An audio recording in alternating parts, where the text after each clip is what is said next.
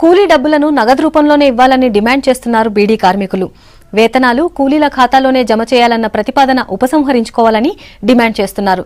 లక్షలాది మంది కూలీలు పనిచేస్తున్న బీడీ పరిశ్రమలో నగదు రహిత సేవలు వద్దంటున్నారు కార్మికులు.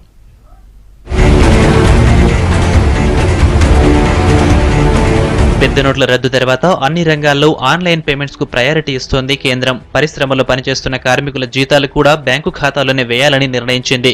దీంతో బీడీ కార్మికుల్లో ఆందోళన మొదలైంది. నగదు రూపంలోనే కూలీ డబ్బు ఇవ్వాలంటూ వారం రోజులుగా రాష్ట్ర వ్యాప్తంగా ఆందోళన చేస్తున్నారు కార్మికులు. బీడీ పరిశ్రమలో పనిచేసే వారిలో 90% నిరక్షరాస్యులే. బ్యాంకు సేవలు తెలిసిన వారు చాలా తక్కువ.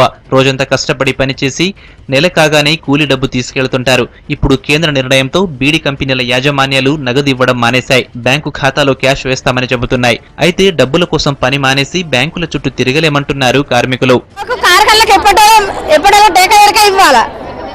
మాకు బాగా బాధ అవుతుంది, ఇబ్బంది అవుతుంది. అట్లా మాకు ఒకవేళ పేర్లు తప్పున్నా మాకు అవి ఎటో వెళ్ళిపోతాయి. అది మేము చేసిన కష్టం కూడా వృధా అవుతుంది కదా. మాకు ఎప్పటిలా వస్తాయి వాళ్ళు.